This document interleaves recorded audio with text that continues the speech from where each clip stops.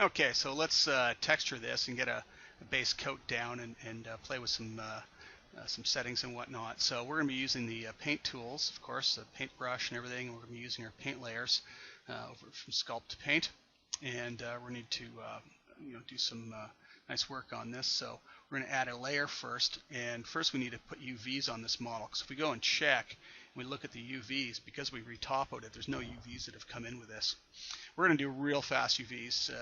If we wanted this to look real nice over Max, we'd send the base mesh over to Max and unwrap it there, or we'd build a retopo completely that really followed the contours. We're not going to get into that for this demo. We're just going to do the retopo or the UVs quickly here.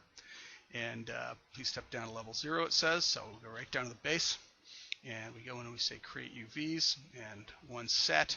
And so here's the messy UV layout that it does, but it'll be fine for what we need and need to demonstrate at this point. So right back to the top for the texturing part of this. Now what we're going to do is we're going to go load up some sort of texture, or at least to get a base layer going. We're just going to do a 1024 map on it. We're going to make a PNG in the diffuse to start with.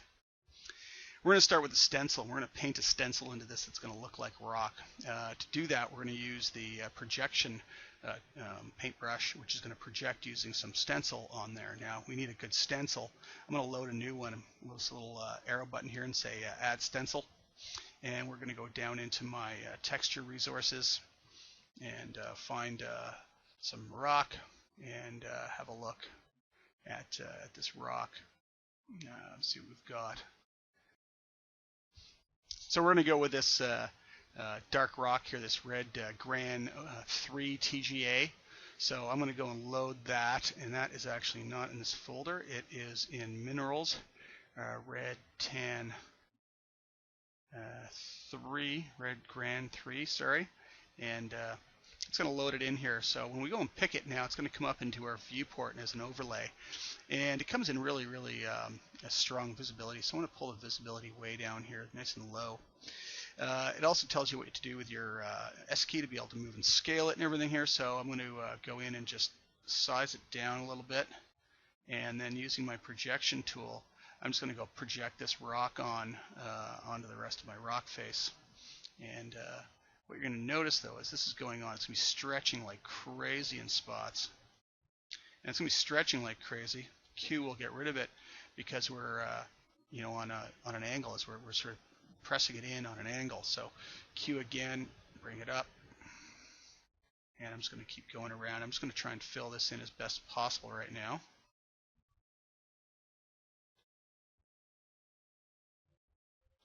So just keep rotating it so it faces the viewport, front of the viewport essentially. So we're getting in from the right angle. And then we're going to go around and make some corrections on it as we need be to make it work. So this is going to be our base color. Okay, so let's go and do some corrections now and take a look at the sides here and everything. It's all really ugly looking, so I'm going to go in with a smaller brush now and just try and hit on some of those and correct it a bit at a better angle, so that we're not getting it. Now this one here, you can see, I don't think we're going to get anything good here. This is one of those cases where unwrapping would be a good idea. The model here is really going to give us problems, and it's because the mesh is so stretched in that area. I'm just going to see if I can correct it a little bit with some heavy-duty smoothing. There we go, of the geometry. And now let's go back to the projection brush and back to our granite, and there you go, got a little bit better granite on there now.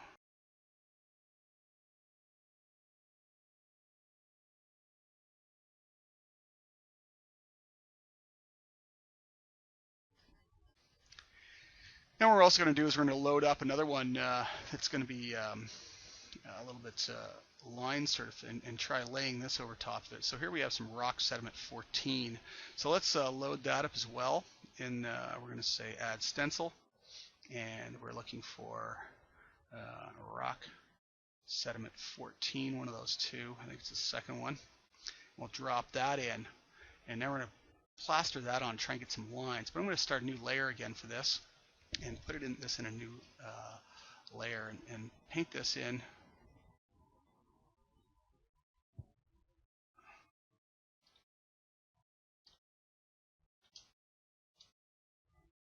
We could probably even do, if we go to our projection,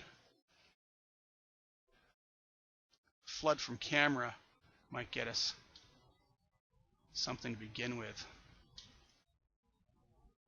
Problem is, it's just doing it everywhere, all over the place. So there we've got some rock laid on, just, you know, again, it's stretching in probably places. But what I'm going to do is I'm going to try and find, you know, some sort of overlay or something that breaks up the rock and maybe gives me a different, you know, feel to it. Put some of those lines back into it, and helps it, you know. So we've got some lines, and it's getting very red, obviously.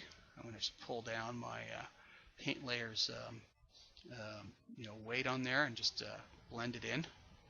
And it's starting to give me a nice sort of line work across the rock, which kind of looks cool, but with that granity feeling underneath at the bottom of it.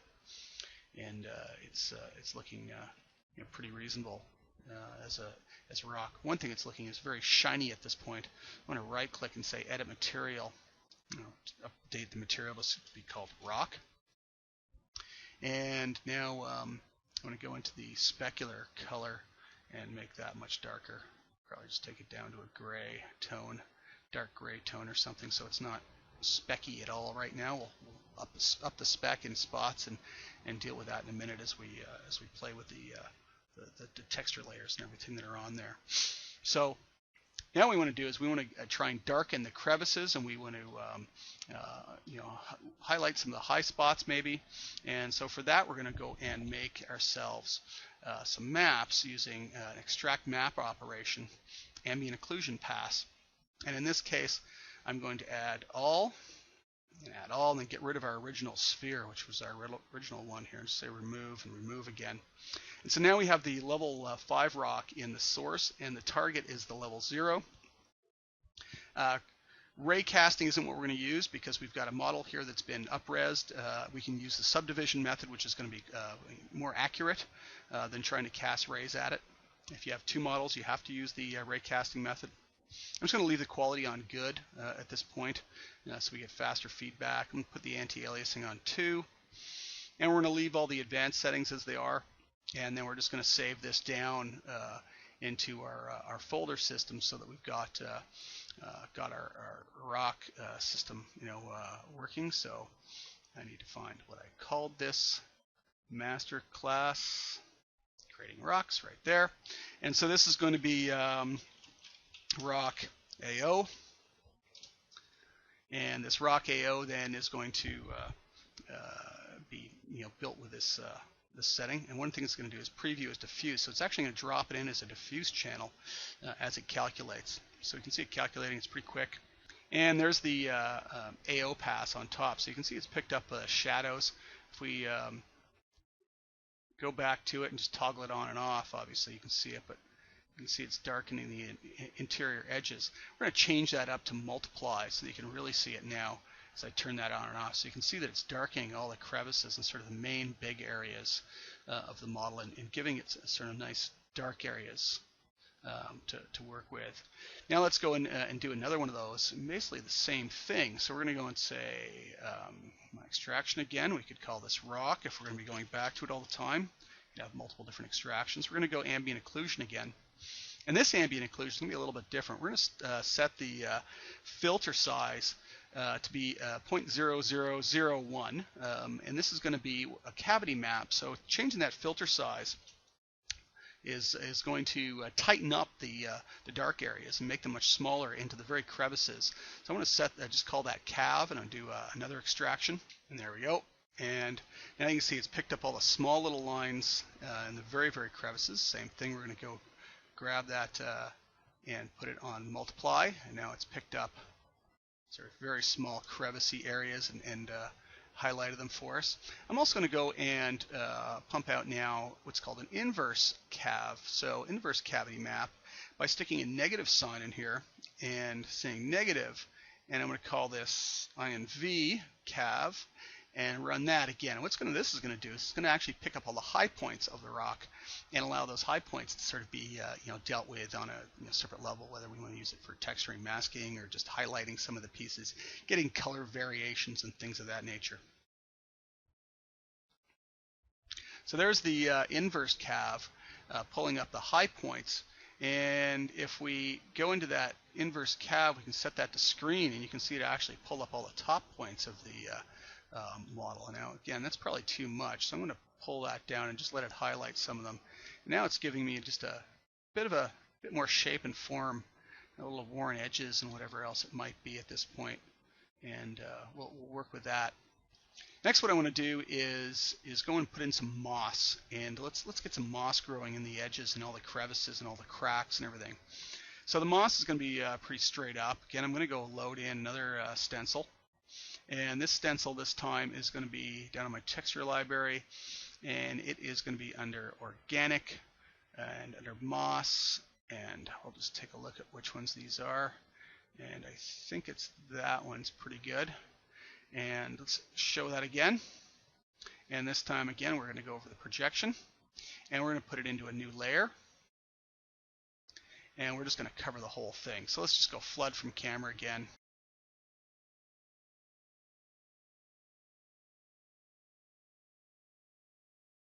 Okay, so that's pretty good. So now we got a green rock, and obviously that's not what we want. We want moss growing in some select places and select locations. I'm just going to make sure this doesn't stretch as much in case I want some.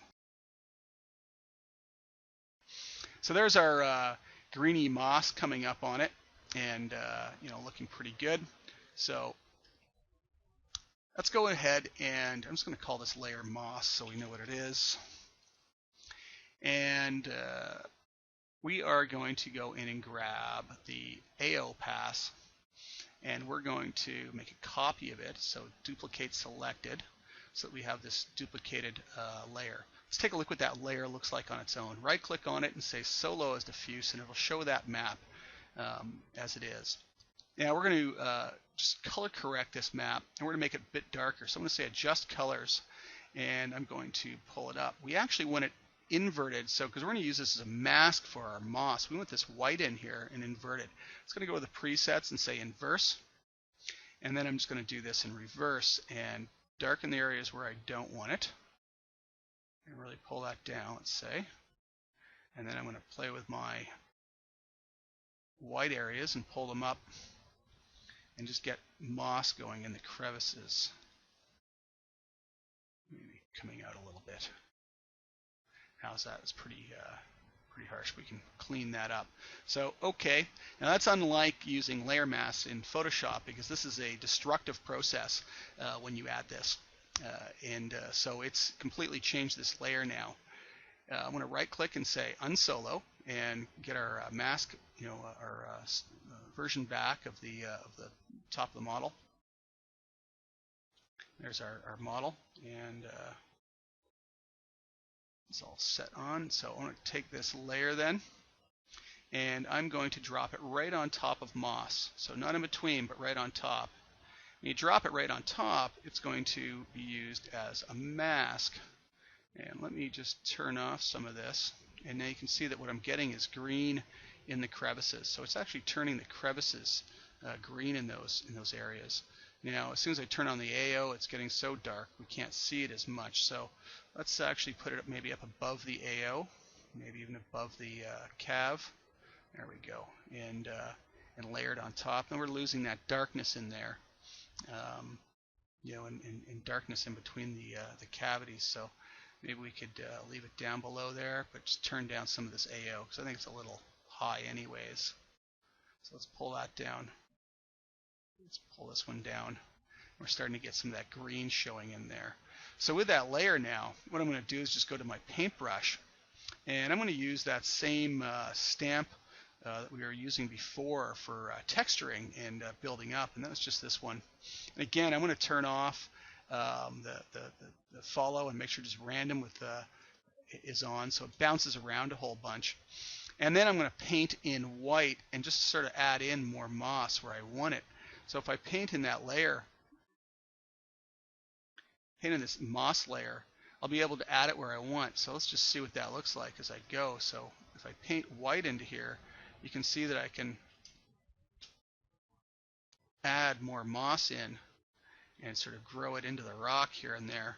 And again, I'm going to use a pretty good sharp fall off on this, I think. And full strength brush. Just put it in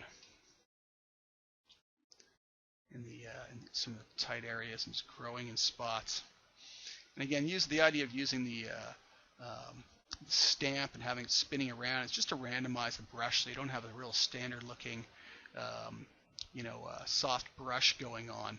We can paint in more sort of randomness, and just as we go, we don't have to try and do that ourselves. It'll be jumping around and creating some of that random feel to us.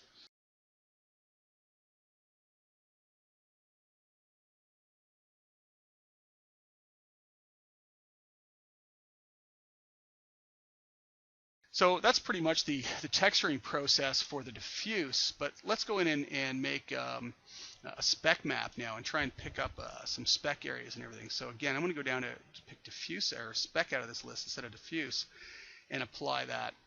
And now let's make sure that we've got some the spec areas of the high points. So we could try and grab the inverse cav, for instance. And with the inverse cav now, I'm just going to say duplicate layer. And we're going to lay this down on top of the oh, come on, it's jumping. I've got to pull that down. There we go. And drop this down on top, so you can see immediately got some spec hits on the top of the top bits, and it's being screened over top of the base color. We can get rid of this layer if you don't want to paint in it at this point, but we're going to paint in it anyway. So those spec hits are looking a little bit better with some sort of high points in the rock. But let's take a look at that with solo as diffuse.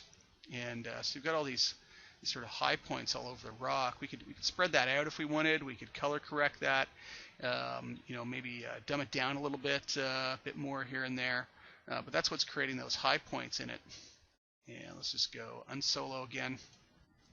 And we could also grab the cavity map. And I'm going to say duplicate that again as well. Now let's drag that in down below. And that's going to really darken up now and get rid of some of the low points for the spec that's in there. We might want to also go in and make that moss stand out a bit more and see what it looks like, sort of a little more wet and shiny, right? So we want to try and get it wet and shiny too.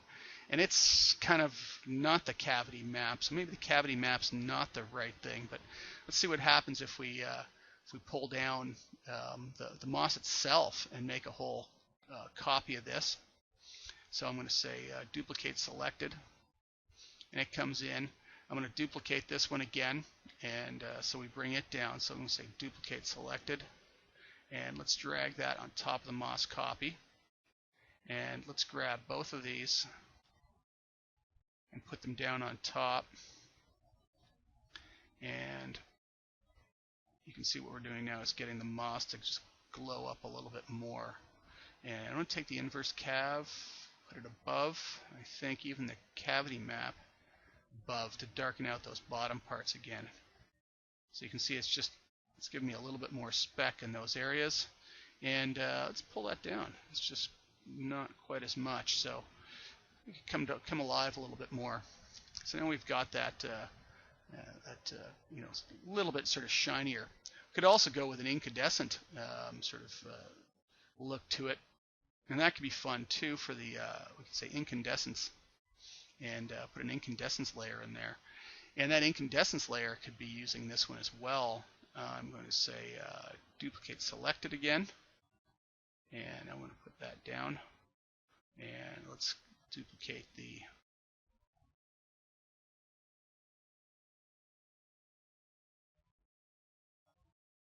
and you can see it almost makes it glow in this case, which is probably not what we're looking for, in case you want it to glow.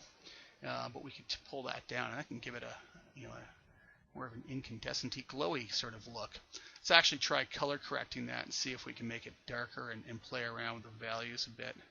so it isn't so incandescent.